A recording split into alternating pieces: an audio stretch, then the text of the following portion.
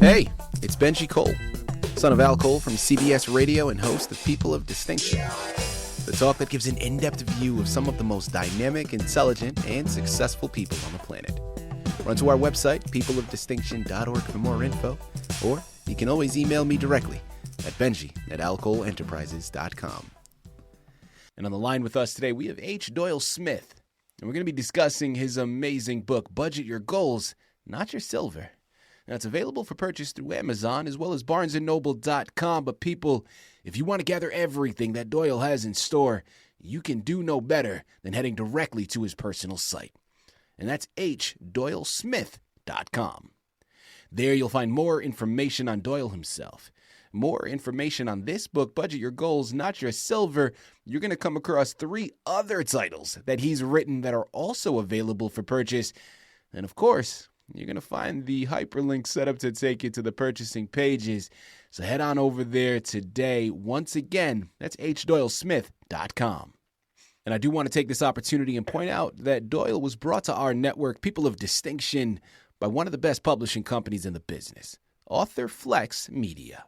So if you or anyone you know have a book that they'd like moved, people, give yourself one of the best gifts you could possibly give. Contact AuthorFlex and have their fantastic team move it for you.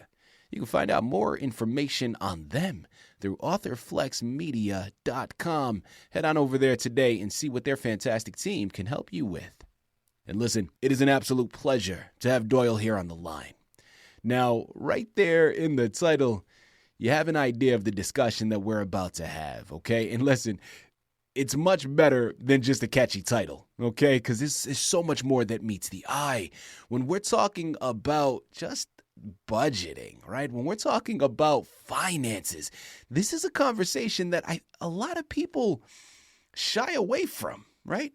A lot of times people pursue money rather than focusing on, shifting your perception and not focusing on the money acquisition itself. Don't get me wrong, people. Of course, you're going to need the money, right? And we live in a capitalistic society, okay? You can't do much without it. But I think a lot of times when we focus on the acquisition of money, rather than focusing on what we're going to do with that money, right? Rather than focusing on the goals to be accomplished once we acquire that money, well, that's when we really start to trip up. Now, this is an educational book, so people, you're going to want to have this as a resource on your shelf, okay? The things discussed in the book, the brief discussion we're going to have today during this interview is truly second to none. And we're just going to scratch the surface, and by the time we're finished here today, you're going to run to his Amazon, Barnes & Noble pages and his personal website and purchase your copy because you're going to understand the value on those pages. And listen, at the end of the day, Doyle is the expert, right? He's written the book, he's done the research, and he's going to be able to articulate everything much better than I ever could. So let's bring him here on the line with us so he can discuss it, all right?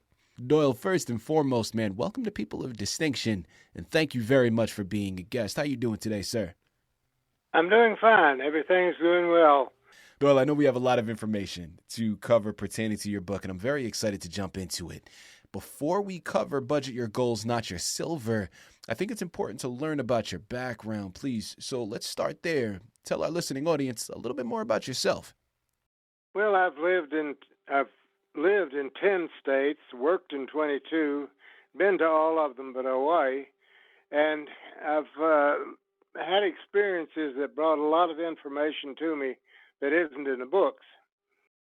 For example, the idea that money is the most important part in economics is a mistake.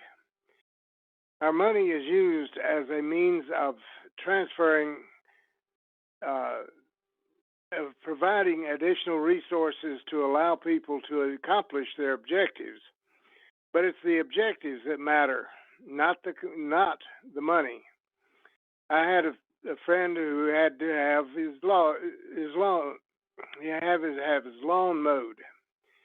Now there were 4 ways he could do it. The first way was to take a lawnmower and his time mow the yard. This did not enter into financial economics because there was no money involved. The second was he told his son to do it. The resource he used was his relationship to his son. The son took the lawnmower out, used it to mow the lawn. The third was the neighbor kid was driving through the area and wanted to mow lawns, and he was willing to pay money that he had earned uh, to get the boy to mow the lawn, and he got the lawn mowed. The fourth was he worked, and he spent his time at the place of work, then received money for that.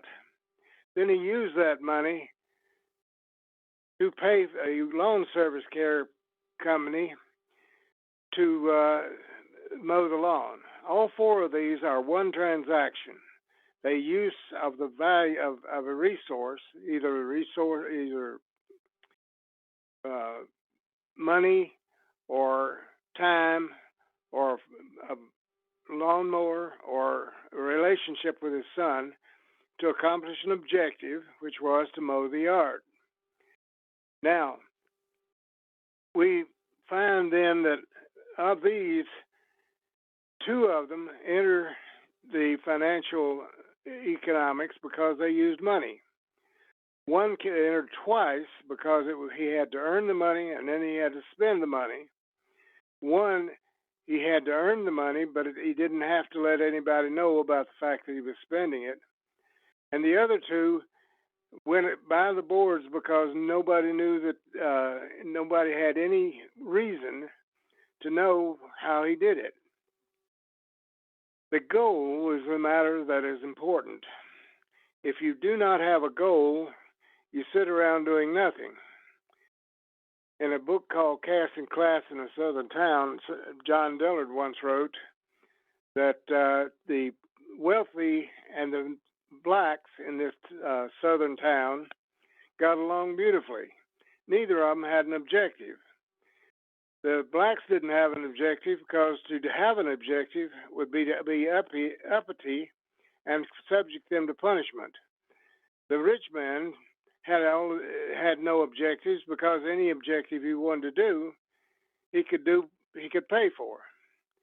And this little bit of the nugget of information points out that it is the objective that is involved in our economic action much more than our money.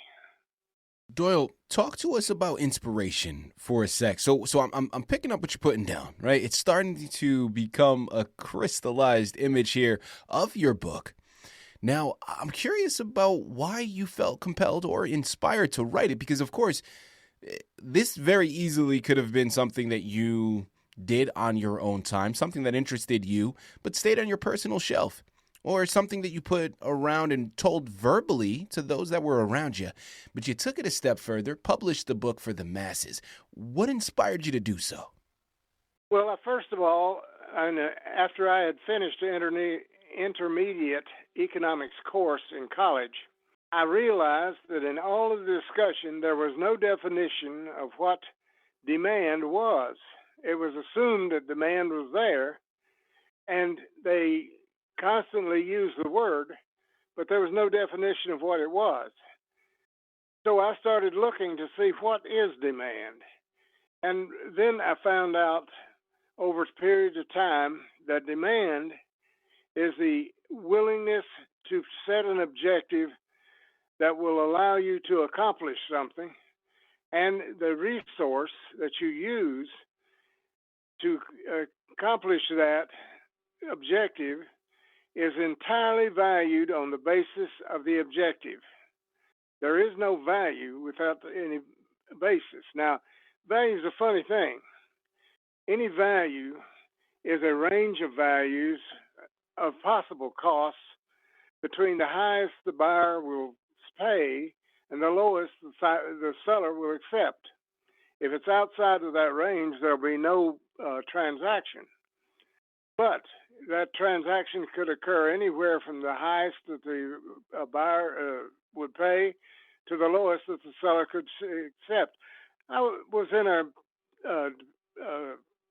an assistant manager in a G.C. Murphy Company in Chattanooga, Tennessee, when Bayer, another assistant manager, came in and uh, met a man who offered him $75 for a $125 lawnmower. Then he explained to us why he accepted it. He said the next day the company was going to reduce the price to $65.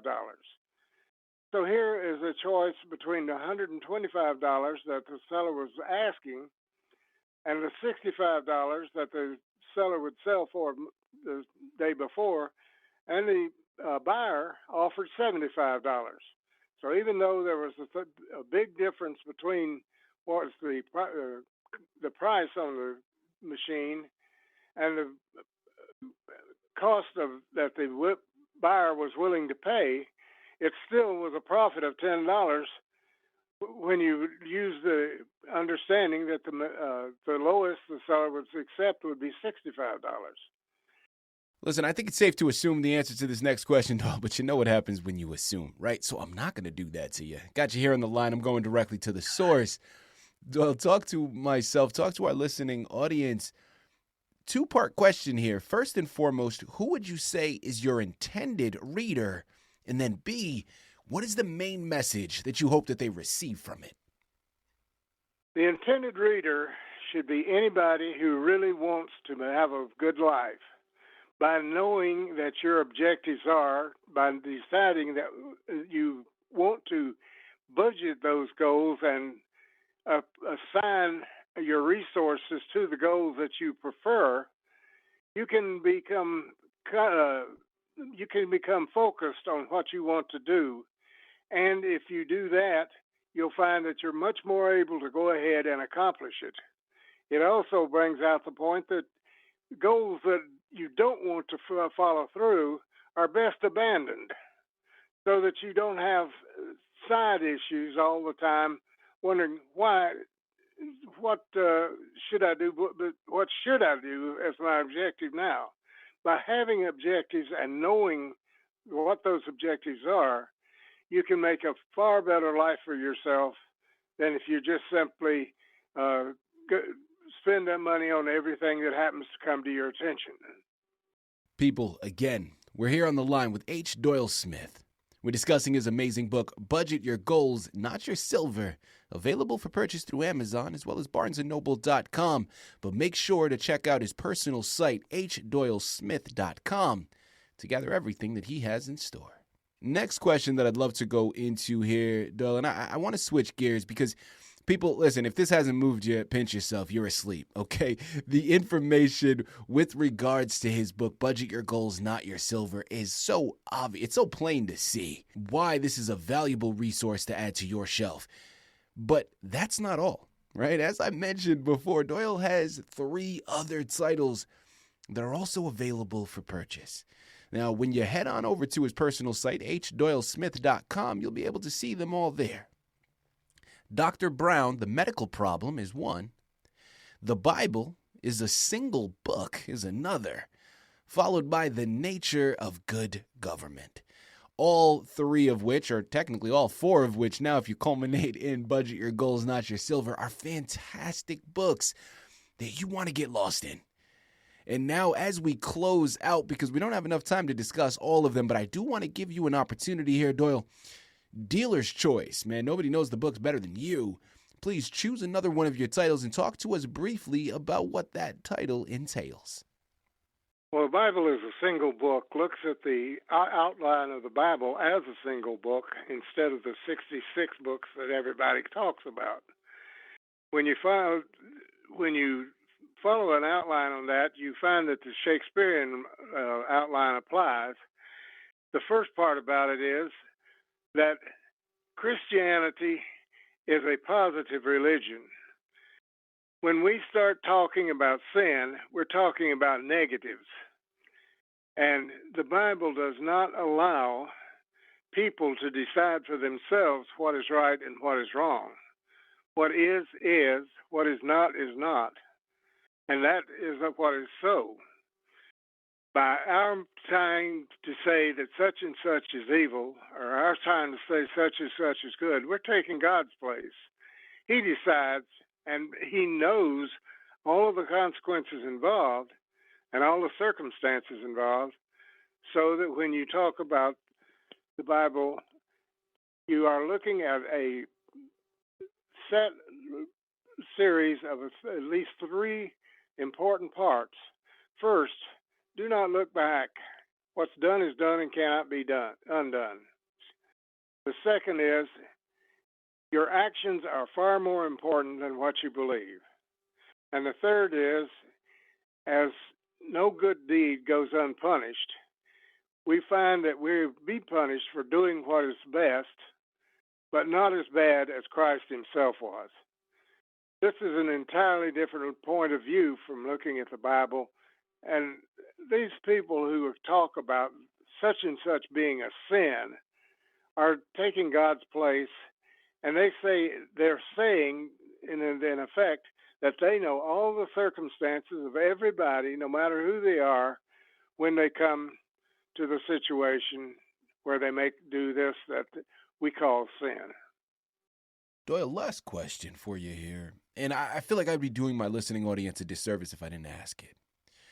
Now, as I mentioned to you on the pre-screening call, I'm an artist myself. I'm in a different medium, but I love having the platform that I have here through People of Distinction and finding ways to pay it forward whenever the opportunities present themselves. Now, you are someone that has been through the process a number of times. As I've mentioned, you have 4 books available. So you are someone that knows writing the book is only one side of it, right? Getting it published is another battle entirely. And I'd love to pick your brain for any new writers out there listening in, someone just getting started on their creative journey. What are some words of wisdom, Doyle, that you can offer them about the journey they're getting ready to embark upon?